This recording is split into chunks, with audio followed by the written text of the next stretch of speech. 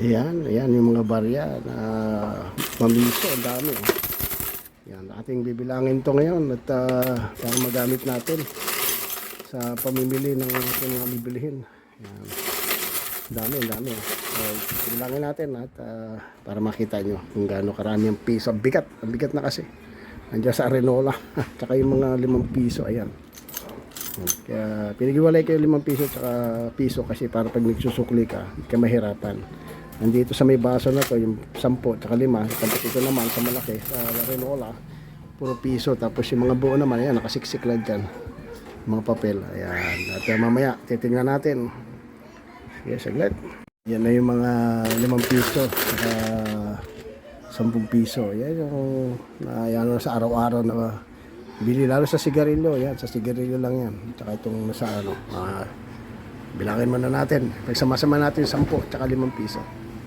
Po yung naipon sa pinagsama-sama ko 10 piso at 5 piso. Yan, mamaya ano natin yung piso naman kung ilan lahat ha, para magamit din natin. Mabigat kasi pag araw di tayo nagbabawas ng barya sa paninda. Yan, nakita nyo pinaghiwalay ko yung piso. Ito yung bagong piso. Ito yung kita nyo. Ganyan. Tapos ito yung isang klase yung 5 piso. Ito yung likod. Ayan, ganyan. Kasi hindi yan sila magkapareho ng thickness tsaka ng yung radius, diameter. Nakalang paghiwalay mo kasi pag nilagay mo siya ng tape mamaya. Ayan, ngayon po gagawin naman natin, iti-tape natin ha. Ayan na po. Pag gawa tayo, dalawa, bali 100 bawat patong. Ayan, na-tape na natin yung 5 piso. 200 lahat yan. Ang isang ganito is 100.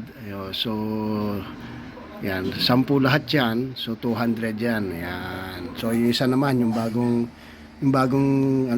piso ang gagawin natin. Yan, nakaipon din tayo ng 200 sa bagong piso. Yung gagawin natin dyan, pag natin taga 100 para mabilis bilangin at mas maganda. Okay, hindi mas marami. Okay, natin ulit. Tapos papakita ko mamaya kung bakit pinaghihiwalay ko yung bago at 5 piso. Makita niyo yung diferensya, ha? Ayan, sige. Yan, makikita niyo yung thickness ng yung kapal ng 5 piso at saka ng bagong piso. Ayan. Ito 5 piso, ito yung bagong piso. Ito.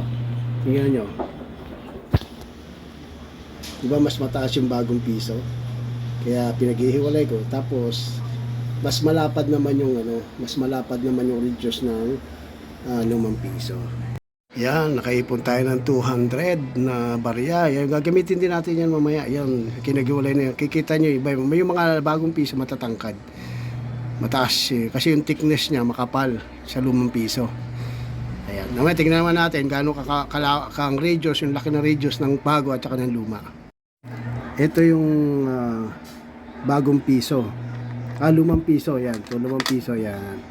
Yan, 5 piso, ha? Tapos, ito naman ang bagong piso. Tingnan natin, ha? Yung gaano kakapal sila, ha? Yung radius pala.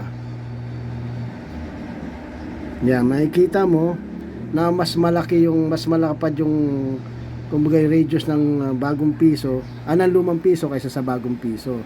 So kaya hindi mo siya pwedeng pagsamahin sa isang ganito.